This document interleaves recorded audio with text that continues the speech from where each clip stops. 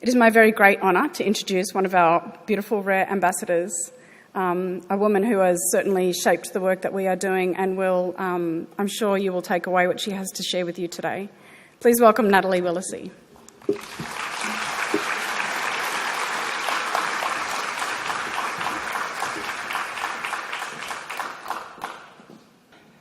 Thank you, Christine. And before I begin, can I just say how truly inspiring everyone is here today. And if you're like me, you hate that word, but honestly, I mean it. Last night I had the opportunity to meet many patients and hear their stories. I finally got to put faces to names, and I'm genuinely blown away at how amazing you all are. So thank you to the RCA team for putting this together. My name is Natalie, I'm 35, and last year I was diagnosed with stage 4 adrenocortical carcinoma, which is a rare and aggressive, incurable cancer that starts in the adrenal glands. You know those little triangle-shaped things that sit on top of your kidneys and produce all the fun stuff like hormones and stress? Basically, my body decided to go rogue from the top down. Before all of this, I didn't even know what an adrenal gland was, let alone what they did or how they could grow a tumour big enough to try and kill me. But here we are. And I want to tell you what it's really like to be diagnosed with a rare cancer in your 30s, because it's not just about the cancer. It's about being dismissed, misdiagnosed, financially drained, and forced to fight for access and treatments that others get without question. When I first started experiencing symptoms, I knew something wasn't right. I went from being social, fit and active to being tired all the time. I had weird aches and pains, swelling, and generally just felt like, thank you. Sorry. And generally just felt like I'd aged 40 years overnight. But when I went to the doctor, I was told what a lot of people in their 20s and 30s are told. You're too young for anything serious. It's probably stress, maybe hormones, maybe burnout. You've just gained weight, go to the gym. Basically, pick your own adventure. I remember walking out of one appointment thinking, am I overreacting? Am I just being lazy? Maybe this is what being in your 30s actually is like. Spoiler alert, it's not. Thankfully, my stubbornness finally came in handy when I wouldn't accept no from an answer, and when I went and saw a third GP in 10 days, and after much begging, I went for an ultrasound. Living regionally means that getting an ultrasound isn't easy or accessible, but it was just pure luck that an appointment came up the very next day. Turns out, as I said, I had an enormous tumour growing on my adrenal gland. The doctor at the emergency room I was sent to, over an hour away from home, had never seen anything like it. More tests followed, and by then the cancer had rapidly progressed. It hadn't waited around for permission, and neither could I. The health system I was in couldn't offer me an appointment with an oncologist for 6 weeks. Once again, I had to advocate for myself and went to a private oncologist in Brisbane, over 2 hours away. Luckily I did, because when I saw him and got the next set of scans, I was immediately admitted into hospital. My mum was told the cancer was millimetres away from my heart and it was unlikely I'd make it through the night.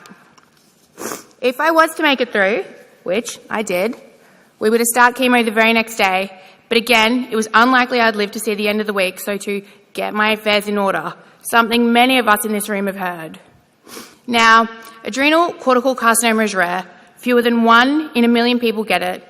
And while that might sound kind of special, like I've won the world's worst lottery, the truth is, being rare in the cancer world often means being invisible. Rare Cancers Australia often talk about the cancer lottery, and that's exactly what it is. Not only do you not know if you will get cancer, but you certainly don't get to choose which one you get.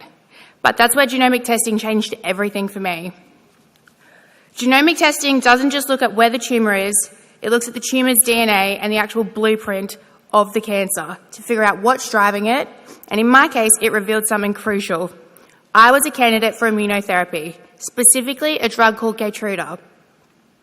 And this is where I need to just pause and talk about something, or rather someone, very close to my heart, my 16-month-old niece. She is incredible. She is curious, cheeky, full of energy, and has this spark that lights up everyone around her. When I look at her, I don't just see the joy of who she is today, I see the possibilities of her future.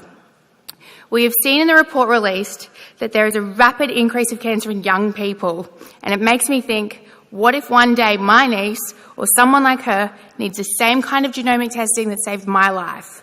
What if her best chance of survival came down to whether or not the system believed she was worth testing or treating? That's why genomic testing matters. It's not just about me. It's about her generation. It's about making sure that the little ones who are only just beginning their lives will never have to fight the way we have to fight. That their chance at life shouldn't depend on luck, postcode, or whether their cancer is common enough to count. And actually, let's just take a moment to play with that lottery idea. You'll see on your table, underneath your table numbers, there's an envelope. Go ahead and open them. Some of you have an invoice that says $31.60. That's the price of a routine prescription for someone on with subsidised treatment. Manageable, right? Some of you have an invoice that says $8,000. Who received that envelope? How do you feel? Is that fair? No parent, no family, no person should ever have to sit there and wonder if their life or their child's life depends on whether they happen to open the $30 envelope or the $8,000 envelope. That's what I pay out of pocket every single cycle of immunotherapy. Same hospital, same drug, same dosage, but because of my diagnosis and where my cancer is, the system doesn't cover me. How would or could you even come up with that sort of money? That's the reality of living with rare cancer. Your treatment, your future, and your very survival comes down to chance, to which envelope you happen to open. And no one's life should come down to a lottery like that. Now, I must say for me, Keytruda has been a game changer. And I don't mean that in the trendy, oat milk, it's a game changer. I mean it in the real, life-saving, I actually might still be here next year kind of way. Immunotherapy doesn't just slow the cancer, it gave me back my life. It means fewer side effects, it means planning past next month, it means hope, it means living. For me, it's given me back all the things that chemo took away. The ability to work, my hair, and most importantly, quality of life. Chemo was quite literally killing me. I couldn't get out of bed. I was so sick I couldn't leave the hospital for over a month after my first and second round. I was in constant pain, attached to pain pumps, feeding tubes, the works. But now, every 6 weeks, I go for my immuno, I have my treatment in the morning, and I'm out having a nice lunch with my mum afterwards. Keytruda shrunk my inoperable tumour enough to have it removed. Keytruda has given me some semblance of a life back. But, of course, there's always a but, Keytruda isn't subsidised for adrenal cancer. Even though it's listed for 15 other cancers, and even though I have the same biomarkers, the same drug, the same dosage, the same outcome is fully covered for someone with a different type of cancer. There are many people who are eligible to receive Keytruda but are not compatible. How heartbreaking is it that there are people out there who have rare cancer and have been told that they are compatible with Keytruda, only to find that cost is the barrier. That's not a decision anyone should have to make. You do everything you can to try and pay for it, but it adds a whole other level of stress to what is already the most stressful time of your life. And because my cancer is the stress cancer, it's doctor's orders not to stress. But how could I not when I literally have to find $8,000 every 6 weeks? I don't have a mortgage, I don't have children to provide for, and moving back in with my mum means I'm lucky enough not to pay bills. But at what point will this end?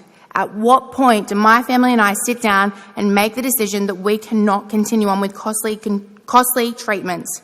So I'll say it again. I pay out of pocket thousands of dollars every cycle, even with private health insurance. How is this fair? Now, let's take all of this and add to the fact that I live regionally. I'm so blessed. I live in the beautiful Byron Bay. But most people forget we aren't all Hemsworths and Matt Damons. We are actually a small regional country beach town, and accessing treatment means travelling hours each way. It means when I get sick, I can go to my local hospital, but it's just to get stabilised before having to be transferred to Brisbane because regional, rural and remote communities are just not equipped to deal with complex and rare cancers. It's not just the fuel and accommodation, it's the time off work for my mum, the missed birthdays and family events, the exhaustion of trying to coordinate care from hundreds of kilometres away while also managing side effects and trying to pretend that everything's fine. And honestly, some days the admin of having cancer so far away is just as hard as the cancer itself. So when people say, "You're so strong," I get it and I appreciate it. But the truth is, like a lot of you in here, I'm not strong because I want to be. I'm strong because I have to be. Because the system doesn't always catch people like me, like us. And as I said, the worst part, I'm actually one of the lucky ones. Unfortunately, on August 22nd, the PBAC decided not to recommend the pan-tumour approach to treatment. This means we're back to square one, back to making impossible decisions, back to fundraising, sacrificing and scrambling, all for a drug that other people can walk into a hospital and receive fully covered. Had my cancer been 12 centimetres higher, I would have been covered. How is this fair? My mum and I have done a quick calculation and have estimated we have spent close to, if not more, than $500,000 over the last 18 months. $500,000 just to keep me alive. I had to withdraw my entire super, move back in with my mum, and drain my savings, as well as getting help from my family who have sold cattle and used their savings. And again, I'm one of the lucky ones. So what do I want for others? What do I want to change? First, I want doctors to stop assuming young people are too young for cancer. We're not.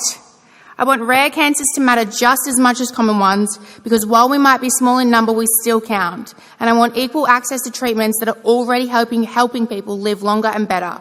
If a drug works for one cancer and the evidence shows that it works for another, why should the second group have to pay out of pocket just because we don't have the numbers? I'm not asking for anything special. I'm asking for fairness, for equity, for a healthcare system that doesn't just care about how many people have a disease, but how that disease impacts the people that do. Our lives, my niece's lives, and the life of every future patient should never come down to chance. We are not too young, our cancer is not too rare to matter, and our lives are not too expensive to save. So let's make sure that the next generation grows up, they don't inherit a healthcare system that treats their survival like a lottery. Let's make sure they inherit one that guarantees them a fair go. I'm here today asking for fairness, not only for myself, not only for my niece, but I'm asking for everyone in this room, every child, every family.